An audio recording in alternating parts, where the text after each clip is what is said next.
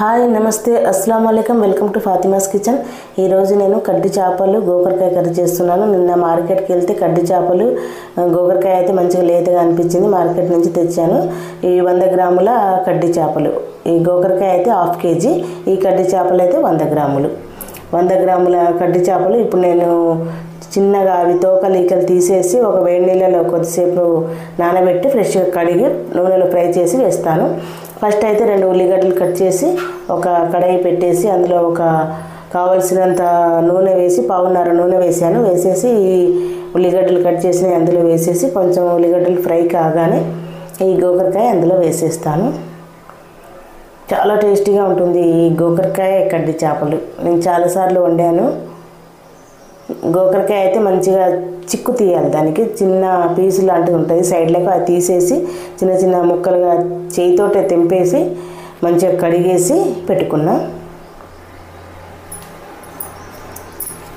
ఇది కూడా కొంచెం ఆయిల్లో వేసి కొంచెం ఫ్రై చేసుకోవాలి, ఎందుకంటే ఇది డైరెక్ట్గా ఉడకబెట్టి వండితే అంత టేస్ట్ అనిపించదు। ఎప్పుడైనా గోకరకాయ ఇట్లా నూనెలో కొంచెంసేపు ఫ్రై చేస్తేనే ఈ పసర వాసన పోయి మంచిగా టేస్ట్ వస్తుంది।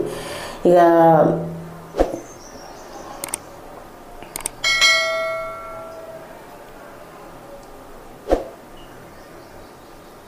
ఒక 2-3 నిమిషాలు ఇట్లా ఫ్రై చేయాలి, ఫ్రై చేస్తే ఆ పసర వాసన అనేది పోతుంది। పోయినాక ఇప్పుడు ఒక టీ స్పూన్ అంతా అల్లం వెల్లుల్లి పేస్ట్ వేసేసి మంచిగా కలపాలి। హాఫ్ స్పూన్ అంతా పసుపు మంచిగా కలిపేసి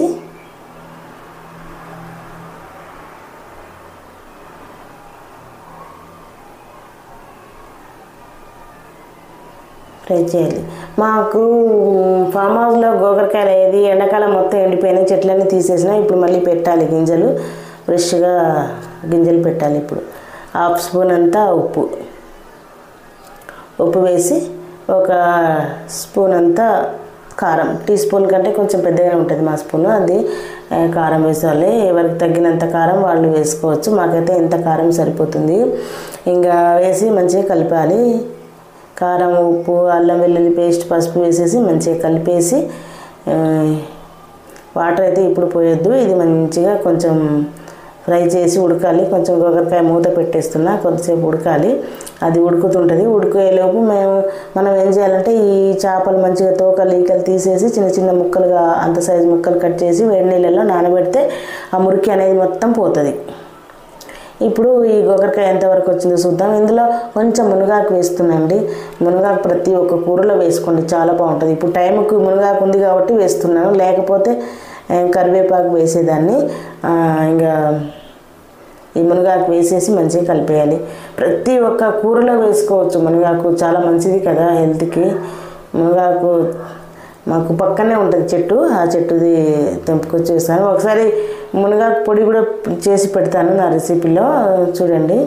హాఫ్ గ్లాస్ వాటర్ వేస్తున్నాను, మంచిగా ఈ గోకరకాయ మొత్తం మంచిగా ఉడికినాక కొంచెం ఫ్రై లాగా చేసేసి అందులో సగం గ్లాస్ వాటర్ పోస్తున్నాను। సగం గ్లాస్ వాటర్ పోసినాక మళ్ళీ మూత పెట్టేసి ఒక 2-3 మినిట్స్ ఉడకనివ్వాలి, 2-3 మినిట్స్ ఉడకనిచ్చాలి। ఈలోపు మనం ఈ కట్ చేసి మంచిగా కడుక్కునే చేపలు ఉంటాయి కదా, ఈ చేపలు ఒక చిన్న కడాయి తీసుకొని అందులో ఫ్రై చేసి వేయాలి।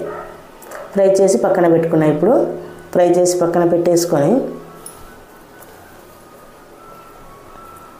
ఇప్పుడు ఈ గోకరకాయ కూర మంచిగా ఒకసారి కలిపేసి ఈ ఫ్రై చేసుకున్న చేప ముక్కలు ఇందులో వేసేస్తే సరిపోతుంది। చూడండి ఈ కలర్లోకి వేయాలి చేప ముక్కలు, ఈ కలర్లో ఫ్రై చేసుకుంటేనే టేస్ట్ ఉంటుంది, మళ్ళీ పచ్చిగా ఫ్రై చేయొద్దు। ఇట్లా ఈ కలర్లో వేసి మంచిగా ఫ్రై చేసేసి ఇప్పుడు ఇందులో వేసేసి ఒక 2-3 మినిట్స్ ఉడకనిద్దాం। వాటర్ పోసినాం కదా, వాటర్ పోసినాక కూడా 2-3 నిమిషాలు ఉడకనిచ్చినాం కదా, ఇప్పుడు ఈ చేపలు వేసినాక ఒక 2-3 మినిట్స్ ఉడకనిస్తే సరిపోతుంది। 2-3 మినిట్స్ ఉడికినాక ఇప్పుడైతే కర్రీ అయితే మంచిగా ఉడికిపోయిందండి। చూడండి ఇట్లా మనకు ఉడికిపోయినట్టు అనిపిస్తుంది, ఇట్లా ఉండాలి కర్రీ। మరి వాటర్ లూజ్గా ఉంటే కూడా ఈ కర్రీ బాగుండదు। వాటర్ మొత్తం ఇంకిపోయినాక స్టవ్ ఆఫ్ చేసిన ఇప్పుడు అన్నంలో కలిపి చూపిస్తా, ఎంత అద్భుతంగా ఉంటుందంటే ఈ కర్రీ తింటా ఉంటే తినబుద్ధి అవుతుంది, ఇంకా ఒక ముద్ద ఎక్కువనే తినబుద్ధి అవుతుంది. ఇంకా కళ్యాణం ఉంటారు కదా, కళ్యాణం అంటారు కదా, అందులో అయితే ఇంకా సూపర్ ఉంటుంది. కళ్యాణంలోకి అయితే ఈ అన్నం వైట్ అన్నంలోకి కలిపి చూపిస్తున్నాను, సూపర్గా ఉంటుంది. ఈ కర్రీ జొన్న రొట్టెలలో కూడా బాగుంటుంది, జొన్న రొట్టెలకి అయితే సూపర్గా ఉంటుంది. వైట్ రైస్లోకి బాగుంటుంది, జొన్న రొట్టెలకి కూడా బాగుంటుంది. చూడండి, చేప కొంచెం ఇట్లా ఉడకాలి, మరి కరకర ఆడుతుంటే కూడా బాగుంటుంది కదా. ఈ చేపలు వేసినాక 2-3 మినిట్స్ ఉడకాలి. ఇంకో రెసిపీ